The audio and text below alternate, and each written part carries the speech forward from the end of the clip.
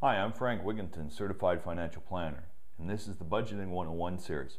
Today I'm going to talk to you about ways to save up to 40% on your grocery bill. Now, this isn't a difficult thing, it just requires a little bit of pre-planning when you're getting your groceries. One of the biggest things you can do is probably make a grocery list. What I've done is I've made a little template, and I've got this, I'm going to have this on the website. You can just download it, just look below, there'll be a link. But what this does, and I'll move it close to the camera so you can see, is I just simply categorize the different sections of the grocery store and I put it in order.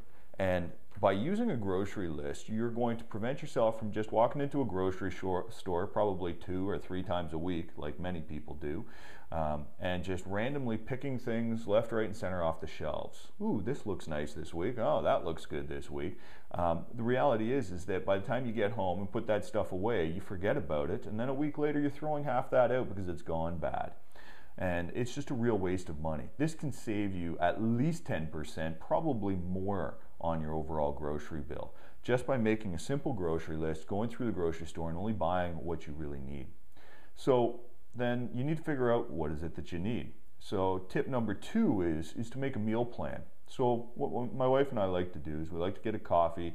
Sunday morning we'll get our coffee, we'll sit down and we'll make a meal plan. So we'll sketch it out and say, okay, what's going on this week? Monday, Tuesday, Wednesday, maybe Tuesday I've got a committee meeting or something I've got going on after work, so I'm not going to be home for dinner. Maybe she's got something going on a Thursday or something like that. So we know that those are going to be nights where we're likely going to just grab some leftovers, or we're going to take care of ourselves and pick up something or something along those lines. You can't plan for every single day. What I recommend is you plan 3, maybe 4 meals, depending on your household. Maybe you're home every night for dinner, so plan dinner for every night.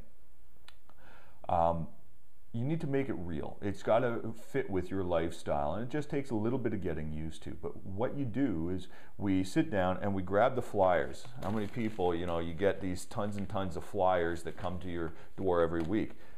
Another way to save some money is to make a meal plan and using those flyers. So, for example, here's this week's flyer. This is No Frills. Okay, we all recognize this. Well, what's No Frills got on sale this week? Well, they've got seasoned T-bone steaks or wing steaks, half price. So what we do is we say, be nice to have some steak dinners. So with it on half price, we'll put that into our meal plan as an example. What fruit are we going to eat? Well, blueberries are on sale, again, half price. So we'll pick up blueberries. Other weeks, you look at it, maybe cherries are on sale. So maybe you're buying cherries as your fruit that you're going to eat, that sort of a thing. So use your flyers to base what you're going to eat that week and build your meal plan using those flyers. 1, it helps to give you ideas, and 2, that way you're always buying things that are on sale. This is almost guaranteed to save you more than 10% on your overall grocery bill. Okay. The other thing is avoid the fancy grocery stores. The fancy grocery stores have to charge a premium on most goods in order to cover their much more expensive overhead and costs. So if you shop at places like the No Frills and the Food Basics and those discount grocery stores, they have the exact same products, no-name brands or regular products, usually at 5 to 10% cheaper. This is an opportunity right there. A simple way is just don't shop at the big fancy grocery stores, shop at the other ones. The other thing I like to do is I like to shop at my local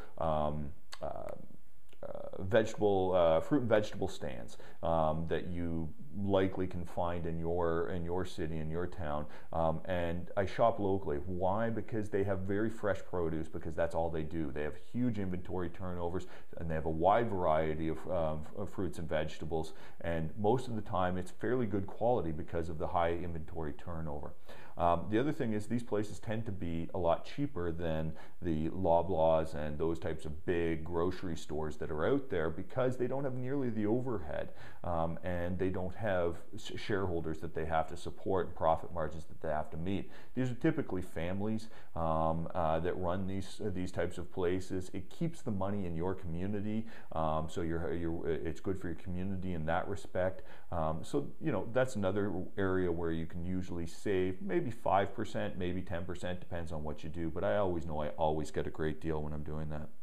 Little bonus here, let me just go through the flyers briefly. I had a flyer here, here it is. Who here buys who here does a weekly pizza night with the family, and you order a pizza from like Pizza Hut or Pizza or Domino's or something like that? Well, nowadays, just to feed a family of 4, you're looking at $30 for a pizza night.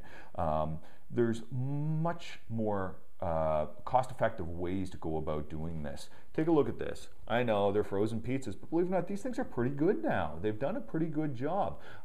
They're almost always on sale, depending on which one you buy, but look into the flyers, you'll find them. They're on sale.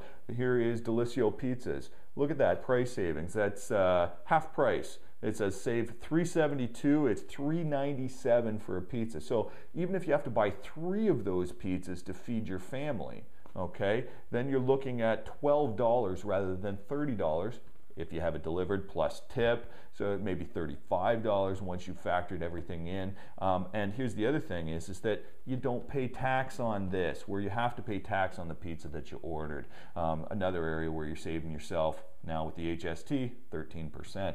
So, that's a great tip and a great way to save some money.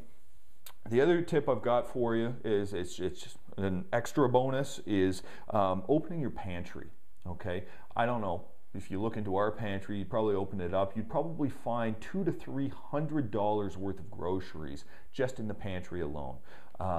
So when you're building your grocery list and you're making your meal plan, start in your pantry, start working through your pantry. What do we have in here? What can we start eating up? If you can shave $10 to $15 a week off your grocery bill by eating the food that you already have in your house that you've already paid for, in 10 weeks you're going to save yourself $150. That's real money, that's real savings. So start eating up the food that's in your pantry.